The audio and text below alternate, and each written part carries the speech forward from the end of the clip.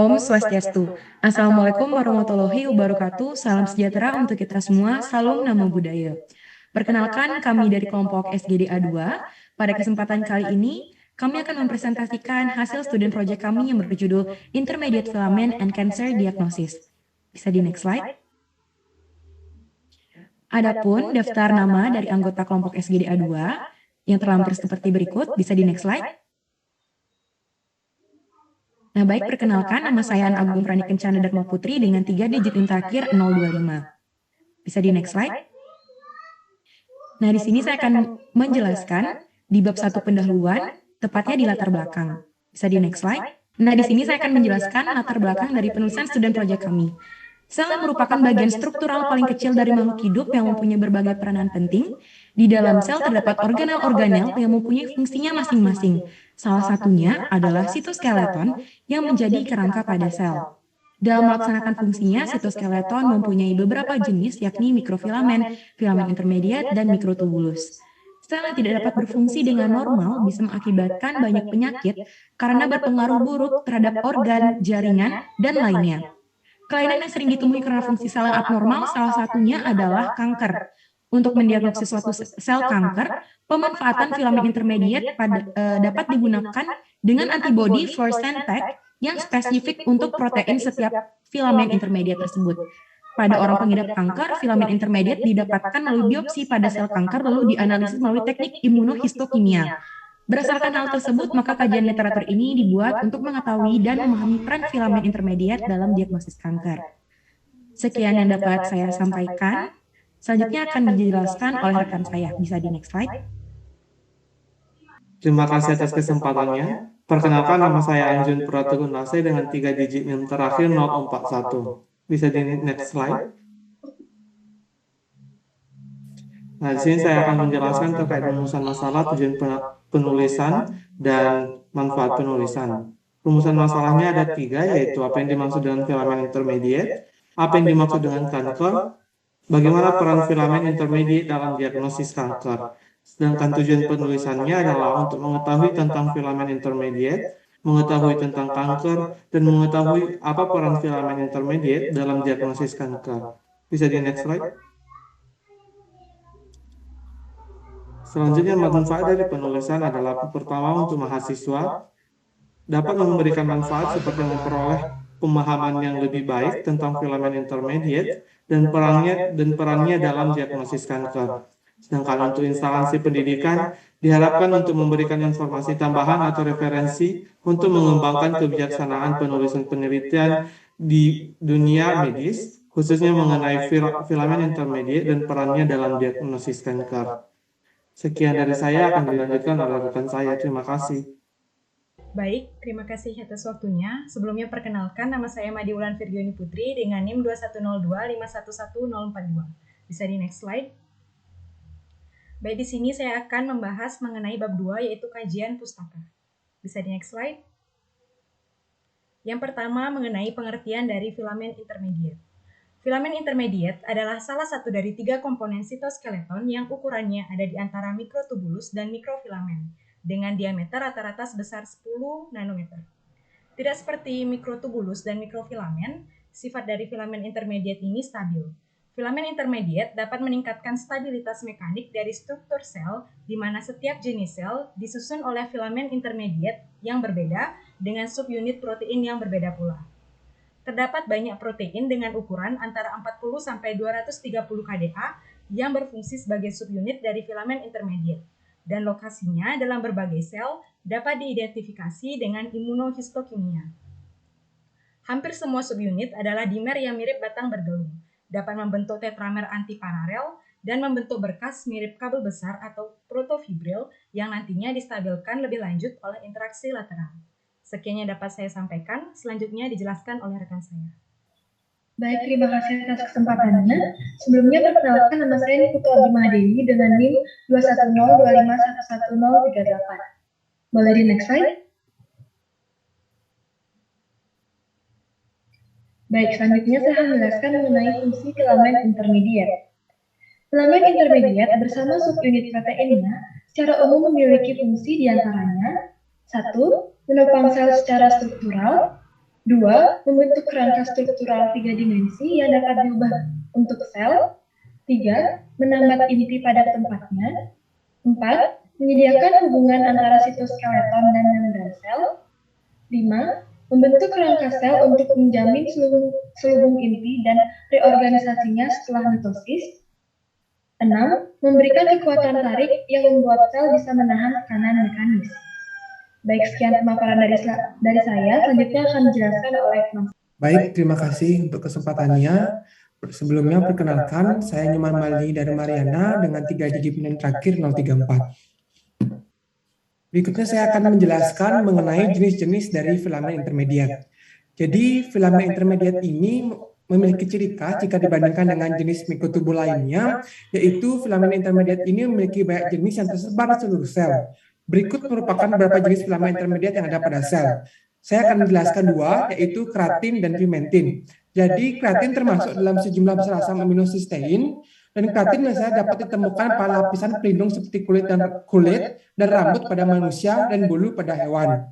Selain termasuk sejumlah besar asam amino, keratin juga dapat dibagi menjadi 2, yaitu keratin tipe 1 dan keratin tipe 2. Keratin tipe 2 lah yang sering kita temukan pada rambut, kuku, karena penyusunnya merupakan keratin tipe 2. Nah, keratin ini berfungsi untuk membentuk filamen intermediat yang dapat menyokong bagian dari sel, serta dapat memberikan kekuatan untuk melakukan peregangan.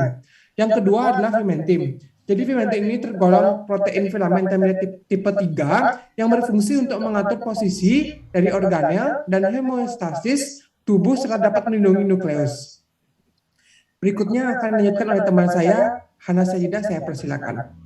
Baik, perkenalkan nama saya Hana Sajidah dengan 3 digit PIN terakhir 024. Jadi di sini saya akan melanjutkan penjelasan yang sudah dipaparkan oleh teman saya. Baik, yang selanjutnya yaitu neurofilamen. Neurofilamen itu merupakan komponen dari sitoskeleton yang terdapat di sitoplasma dari neuron. Neurofilamen sendiri itu terdiri atas 3 subunit, yaitu yang pertama neurofilamen light chain, yang kedua neurofilamen medium, dan yang ketiga neurofilamen heavy. Kemudian, fungsi dari neurofilamen itu sendiri yaitu sebagai penguat struktur dan juga untuk mempertahankan bentuk dan juga ukuran dari kaliber neuron. Selanjutnya, filamen intermediat yang keempat yaitu ada desmin. Desmin adalah protein yang terdapat di filamen intermediat dan merupakan salah satu komponen penting dari sel otot lurik, otot jantung, dan beberapa dari otot polos. Nah, fungsi dari desmin itu sendiri yaitu menghubungkan pita Z ke membran plasma. Selain itu, desmin juga berperan penting dalam menjaga integritas dari sitoskeleton. Selanjutnya akan dilanjutkan oleh rekan saya.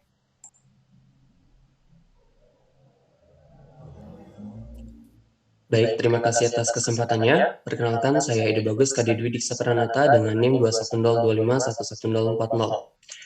Bisa di next slide? Baik, di sini saya akan menjelaskan mengenai pengertian dari kanker. Kanker atau dikenal juga sebagai tumor ganas merupakan jaringan baru yang tumbuh berlebihan atau mengalami proliferasi secara tidak normal dan berkelanjutan sehingga menjadi tidak terkendali serta mampu menyebabkan kerusakan pada sel jaringan tubuh yang lain. Semua sel dan jaringan tubuh memiliki potensi untuk tumbuh menjadi sel kanker. Berdasarkan etimologinya, Hippocrates yang merupakan dokter Yunani kuno mulai menyebut penyakit ini sebagai karkinos yang diartikan sebagai kepiting karena bentuk tumor yang ditemukan terlihat seperti kaki kepiting yang menancap ke dalam jaringan. Selanjutnya, kata karkinos disederhanakan menjadi cancer oleh seorang ilmuwan Yunani yang bernama Celsus. Dan sampai sekarang telah diterjemahkan ke bahasa Indonesia dengan nama kanker. Bisa di next slide? Salah satu faktor yang mempengaruhi perkembangan sel kanker adalah ketidakstabilan sel imun pasien. Sel kanker masih memungkinkan untuk mempertahankan ciri-ciri fisik dan juga biologis dari jaringan asal mereka walaupun telah tersebar luas. Tumor ganas ini juga memiliki kemungkinan untuk mengembangkan daya tahannya terhadap kemoterapi dan juga radioterapi. Berdasarkan data dari Globokan 2020, setidaknya 1 dari 8 laki-laki dan 1 dari 11 perempuan di seluruh dunia meninggal karena kanker. Dan tidak dapat dipungkiri bahwa jumlah tersebut terus meningkat setiap tahunnya. Baik, sekian yang dapat saya sampaikan. Presentasi akan dilanjutkan oleh rekan saya. Baik, perkenalkan nama saya Nika Desna Subreshawis dengan 3 digit PIN terakhir 030. Next.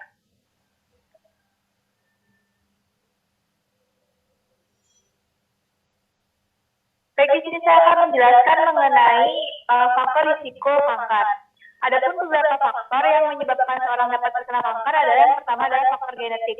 Ada beberapa anggota keluarga yang punya genetik yang sama menyebabkan seorang yang mempunyai anggota keluarga dengan riwayat penyakit kanker akan mempunyai risiko lebih tinggi untuk terkena kanker. Yang kedua adalah faktor lingkungan. Beberapa faktor lingkungan seperti lingkungan dengan asap rokok dan paparan sinar ultraviolet yang berasal dari sinar ronsen dapat menjadi salah satu faktor penyebab kanker. Yang ketiga adalah terserang virus. Keberadaan kanker di tubuh dapat disebabkan karena seseorang terserang oleh virus. Beberapa virus yang dapat memicu perkembangan kanker adalah virus papilloma, virus sitomegalo, virus hepatitis B, virus Epstein, dan virus HIV. Selanjutnya adalah faktor bahan kimia yang terkandung di makanan. Masuknya bahan kimia terkandung di makanan ke sistem pencernaan dapat memicu perkembangan kanker sehingga menjadi salah satu penyebab kanker pada saluran pencernaan. Dan yang terakhir adalah perilaku yang tidak sehat. Gaya hidup atau perilaku yang tidak sehat seperti kebiasaan merokok, kebiasaan untuk memilih makanan yang tidak kaya gizi dan nutrisi, kebiasaan untuk mengonsumsi makanan mengandung pengawet, dan kebiasaan minum minuman beralkohol yang dapat mengandung bahan kimia dapat menjadi faktor yang memicu perkembangan kanker. Sekian dari saya yang akan dilanjutkan oleh Perkenalkan, nama saya Queen Fatia Yusran dengan 3 digit yang terakhir 032. Selanjutnya, bisa di next. Baik, selanjutnya saya akan menjelaskan mengenai cara diagnosis kanker. Penegakan diagnosis kanker dapat dilakukan dengan beberapa cara. Yang pertama yaitu anamnesis. Anamnesis merupakan pemeriksaan awal yang dapat dilakukan dengan berpedoman pada the fundamental four dan juga the secret seven. Yang kedua yaitu pemeriksaan fisik. Pemeriksaan fisik dilakukan secara subjektif yang dengan menggunakan metode palpasi guna mengetahui ukuran dan lokasi kelainan. Dan yang kedua yaitu secara objektif yang mencakup tekanan darah, suhu tubuh, denyut jantung, dan lain-lain. Yang ketiga yaitu tes laboratorium. Di antaranya ada tes level alkaline fosfatase, ada blood urea nitrogen, ada complete blood count, ada fecal occult blood test, dan urinalysis. Sekian dari saya, selanjutnya akan dilanjutkan oleh teman saya. Baik, terima kasih atas waktunya. Sebelumnya perkenalkan, nama saya Idewonya Maditya Madi Putra dengan NIM 21025 11022. Di sini saya akan melanjutkan apa yang dijelaskan oleh rekan saya mengenai cara diagnosis kanker. Bisa di next slide. Baik, yang keempat yaitu ada MRI atau sering kita sebut juga dengan magnetic resonance imaging, di mana ini merupakan suatu alat untuk menggunakan sistem magnet dan gelombang radio untuk mengetahui karakteristik morfologi dari keadaan patologis seperti kanker dan tumor. Yang kelima yaitu ada CT scan, merupakan alat diagnosis yang menggunakan X-ray dan sistem komputer modern untuk mendiagnosis sel kanker tanpa ada pembedahan. Lalu yang keenam, ada ultrasound, yaitu menggunakan gelombang suara berfrekuensi tinggi untuk melihat abnormalitas dari tubuh kita sendiri, di mana ultrasound juga memiliki banyak jenisnya sesuai dari daerah yang ingin didiagnosis. Sekian dari saya akan dijelaskan oleh rekan saya. Terima kasih. Baik, terima kasih atas waktunya. Sebelumnya perkenalkan, nama saya Putra Tantri Dewi dengan 3 digit yang terakhir 023. Nah, sekarang saya akan menjelaskan tentang penggunaan filamen intermediat untuk diagnosis kanker. Bisa di next slide. Nah, saat ini metode pemeriksaan molekuler menjadi pemeriksaan yang paling sering digunakan dalam mengetahui asal mula sel kanker yang ditemukan. Melalui metode molekuler, dokter dapat mendiagnosis suatu kesediaan melalui adanya bahan-bahan penyusun sel yang ada di dalam sediaan sel. Filamen intermediat merupakan jenis sitoskeleton yang utama dengan polipeptida yang berbeda. Hal ini dapat menunjukkan jenis khusus pada sel yang berbeda. Bisa di next slide. Baik, salah satu jenis khas dari filamen intermediat, keratin, dapat ditemukan pada epitel berkeratin atau tanpa keratin. Desmin merupakan filamen yang spesifik sarkomer, visceral, serta terdapat pula pada beberapa jenis otot polos pada pembuluh darah. Selain itu, terdapat pula filamen pimentin yang menjadi suatu ciri khas yang terdapat pada endotel sel fibroblast, makrofag, dan sebagian kontrosit. Nah, pada sel kanker, sel akan kehilangan struktur dan fungsi normalnya hingga dapat memigrasi ke organ lain. Selain itu, histologisnya juga sulit untuk dikenali. Sel kanker masih dapat diidentifikasi melalui kekhasan ekspresi dari protein filamen intermediat tertentu. Nah, pemanfaat filamen intermediate untuk mengidentifikasi suatu sel kanker dapat dilakukan dengan menggunakan antibody fluorescence spec yang spesifik terhadap protein masing-masing filamen intermediate tersebut. Bisa minta tolong di next slide. Nah, analisis filamen intermediate ini dilakukan melalui teknik imunohistokimia. Teknik imunohistokimia merupakan suatu metode untuk mengidentifikasi komponen yang terdapat dalam suatu sediaan jaringan dengan menciptakan interaksi antara antigen pada sediaan jaringan dengan antibodi yang terikat pada enzim untuk dapat mengetahui adanya suatu antigen. Adanya interaksi antara antigen dan antibodi ini akan mengeluarkan warna yang berbeda. Imunohistokimia dapat digunakan sebagai cara untuk mendiagnosis suatu penyakit, penanda tumor spesifik, diagnosis tumor jinak atau ganas, dan dapat juga digunakan untuk menentukan stadium penyakit. Penggunaan imunohistokimia dapat memungkinkan dokter untuk mengidentifikasi organel-organel yang terdapat pada sel yang ditujukan untuk mengidentifikasi karakteristik sel, baik sel sehat maupun sel dalam keadaan patologis. Sekian pemaparan dari saya, akan dilanjutkan oleh rekan saya. Terima kasih. Baik, terima kasih atas waktunya. Perkenalkan, nama saya Imed Agus Diwasanta dengan NIM 21025111039. Next slide. Di sini saya akan menjelaskan mengenai penggunaan imunohistokimia Vimentin sebagai penanda pada kanker endometrium. Salah satu contoh peran filamen intermediate pada diagnosis kanker yaitu pada pemeriksaan imunohistokimia Vimentin sebagai penanda pada kanker endometrium.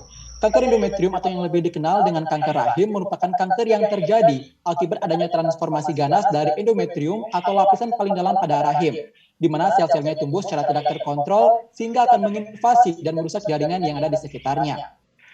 Filamen intermediate Vimentin digunakan untuk mengidentifikasi asal jaringan sel pembentuk kanker dari dua kemungkinan diagnosis yang akan ditemukan, yaitu apakah kanker ini berasal dari endometrium ataupun endocervix. Filamen intermediate Vimentin dapat mengidentifikasi sel jaringan kanker berasal dari endometrium karena protein filamen intermediate Vimentin dapat mengendap dengan baik pada epitel kelenjar endometrium normal maupun neoplastik, namun tidak pada epitel kelenjar endocervix. Beberapa penelitian telah menyatakan kemampuan imunohistokimia Vimentin dalam membedakan antara adenokarsinoma endometrium dengan endocervix memberikan keakuratan yang tinggi pada hasil akhirnya. Karena itulah pemeriksaan imunohistokimia Vimentin sering dimanfaatkan dalam dunia medis sebagai penanda pada kanker endometrium. Sekian yang dapat saya sampaikan, selanjutnya akan dilanjutkan oleh rekan saya. Terima kasih. Baik, perkenalkan, nama saya Nimade RC Dwi Tami Barsua dengan NIM 21025111026. Next. Di sini saya akan melanjutkan pembahasan bab 3 yaitu penutup. Next slide. Filamen intermediate adalah salah satu dari 3 komponen sitoskeleton yang memiliki ukuran di antara mikrotubulus dan mikrofilamen, di mana fungsi filamen intermediate adalah untuk membentuk kerangka struktural 3 dimensi dan memberikan kekuatan tarik bagi sel. Jenis filamen intermediate di antaranya ada keratin, vimentin, dan neurofilamen, di mana ketiga jenis filamen intermediate ini memiliki polipeptida yang berbeda sehingga dapat digunakan dalam diagnosis kanker. Kanker adalah pertumbuhan jaringan karena adanya proliferasi sel abnormal sehingga akan menyerang jaringan tubuh. Pemanfaatan filamen intermediate dalam diagnosis kanker yaitu dengan pemanfaatan antibodi fluorescent spec dengan menggunakan teknik imunohistokimia yang dapat digunakan sebagai pendeteksi antigen dalam jaringan. Contohnya adalah pemeriksaan imunohistokimia Vimentin pada kanker endometrium. Next. Adapun saran yang dapat kami berikan untuk mahasiswa senantiasa diharapkan untuk meningkatkan pemahaman mengenai filamen intermediate dan perannya dalam diagnosis kanker. Untuk masyarakat, diharapkan dapat meningkatkan kesadaran dan pemahaman mengenai gejala awal penyakit kanker sehingga dapat dilakukan diagnosis yang tepat. Untuk pemerintah, diharapkan dapat menggalakkan penggunaan filamen intermediate dalam diagnosis kanker mengingat tingginya prevalensi kanker di Indonesia. Sekian yang dapat saya sampaikan, akan dilanjutkan oleh rekan saya. Baik, sekian presentasi yang dapat kami sampaikan dari SGDA 2. Kami mohon maaf apabila ada salah kata. Terima kasih atas perhatiannya. Kami tutup dengan Paramasanti, Om Santi Santi Santi Om. Wassalamualaikum warahmatullahi wabarakatuh. Salam sejahtera untuk kita semua. Salam Namo Buddhaya.